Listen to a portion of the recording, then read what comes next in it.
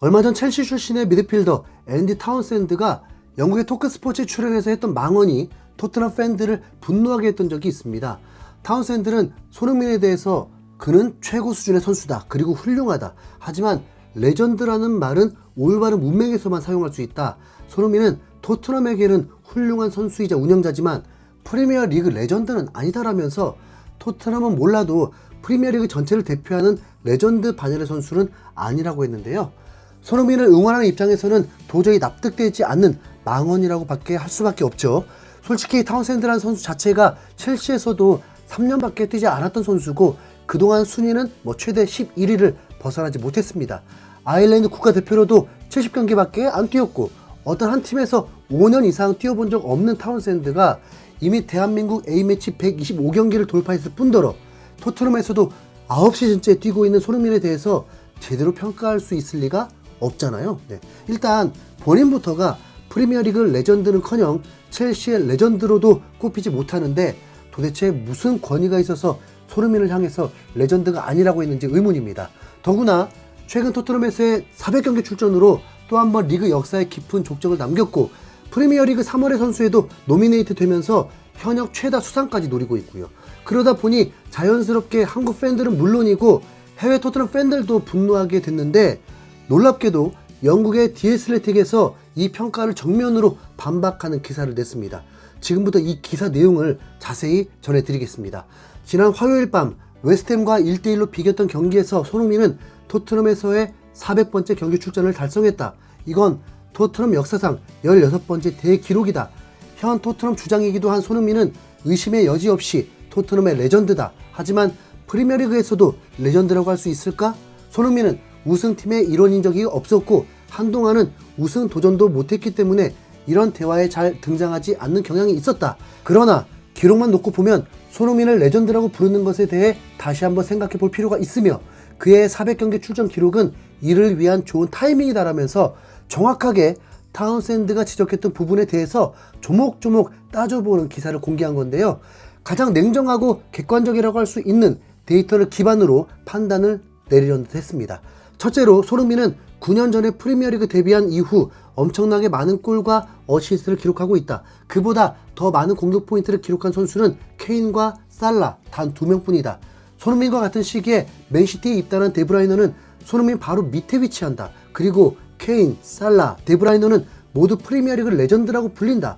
이 기간 동안 손흥민은 이 목록에 있는 모든 선수들보다 가장 많은 경기에 출전했는데 이 역시 그의 꾸준함을 보여준다라면서 손흥민이 프리미어리그 데뷔 이후에 118득점, 60도움으로 8년 동안 리그 전체 3위에 공격 포인트를 쌓았다고 밝혔습니다. 이 목록의 10위가 맨시티의 아구에로인데 탑10 중에서 우승 트로피를 들지 못한 건 딱 2명, 케인과 손흥민 뿐입니다. 손흥민은 아무래도 우승컵을 들지 못했기 때문에 이런 수모를 당한다는 생각이 드는데 반대로 생각하면 오히려 우승이 없는 토트넘에서 이런 기록을 세웠다는 거 더 대단하지 않나요? 이 매체는 이어서 손흥민의 꾸준함을 언급하면서 9시즌 동안 세웠던 기록들을 돌아봤습니다. 이번 시즌은 손흥민의 9번째 시즌인데 그는 데뷔 시즌을 제외하면 언제나 최소 10골 이상의 리그 득점을 기록했다. 2021-2022 시즌에는 23골로 살라와 함께 공동 득점왕을 수상했고 득점과 도움 모두 10개 이상인 텐텐도 2차례 기록했다.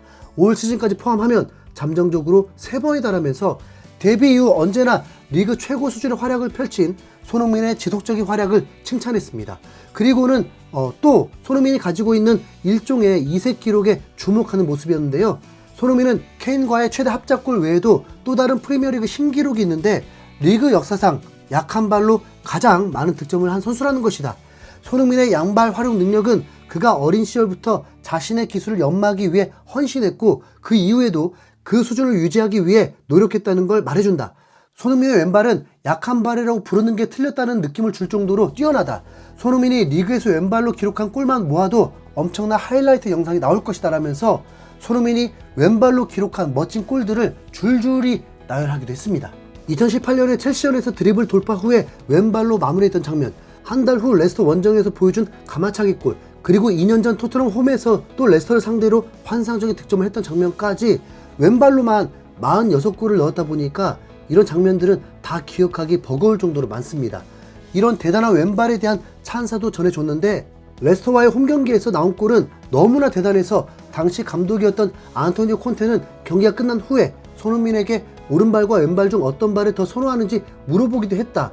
함부르크 시절 동료했던 토트넘 선배인 라파엘 반더바르트도 2020년에 비슷한 말을 했다. 나는 손흥민 스스로도 오른발잡이인지 왼발잡이인지 모를 거라고 생각한다라면서 콘테와 반더바르트가 손흥민의 왼발에 대해서 혀를 내두르며 감탄했다는 일화도 있었죠. 뿐만 아니라 다들 잘 알고 계시는 손흥민의 마무리 능력에 대한 지표도 있습니다. 손흥민의 양발 활용 능력만큼이나 손흥민의 기대 득점 대비 실제 득점에서도 리그 최고다. 이 말은 본질적으로 손흥민의 마무리 능력이 정상적인 범주를 훨씬 벗어난다는 뜻이다. 손흥민은 프리미어리그 데뷔 이후에 기대 득점 대비 실제 득점이 가장 높은 탑 20 중에 4자리를 차지하고 있다. 그중 2번은 기대 득점보다 7골 이상 많은 골을 넣었다라면서 손흥민의 치명적인 마무리 능력에 대해서 다시 한번 조명하기도 했습니다. 여기서 특히 주목해야 될 건 이 탑 20 목록 중에 손흥민의 이름이 가장 많다는 겁니다. 손흥민 다음은 케인과 데브라이너가 2번으로 살라, 홀란 같은 선수도 1번밖에 없는 기록이거든요. 홀란은 이제 2시즌째니까 뭐 그렇다 치더라도 손흥민이 이 부문 1위라는 건 정말 대단한 겁니다.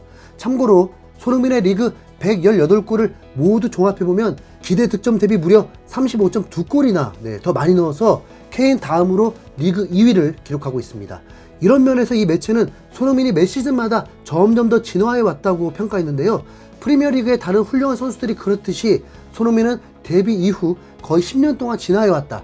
골을 노리는 측면 공격수로 시작해서 지금은 중앙 스트라이커가 됐다. 그리고 리그에서 가장 치명적인 피니셔가 됐다. 기록상으로 손흥민은 볼터치 횟수는 점점 줄여가면서도 득점 기회를 만드는 횟수는 점점 늘어나고 있다라면서 손흥민이 점차 완성형 스트라이커가 돼간다는 지표를 보여주면서 감탄했습니다. 결국 디애슬레틱이 내린 결론은 이겁니다.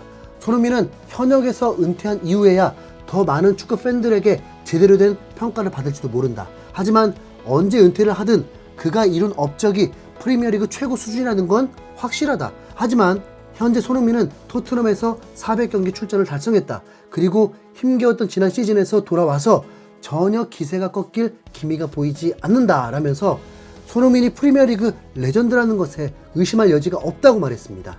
우승컵이 없다는 점과 이방인이라는 점 때문에 손흥민을 내려치기 하는 사람들이 많지만 객관적인 기록으로 볼 때는 이미 레전드들과 어깨를 나란히 하고 있다는 평가였는데요.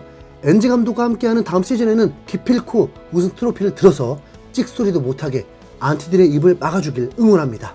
이번 3월 이달의 선수당 후보에 오른 손흥민은 이삭, 메갈리스터, 무니스, 팔머, 세메뉴, 벤 화이트인데 만약 이번에 또 수상하면 이제 5번째 수상이기 때문에 루니, 살라와 동률이 되고 역대 최다는 7회인데 손흥민이 앞으로도 3년 정도는 더 활약한다면 역대 최다 수상도 오를 수 있게 될 것입니다.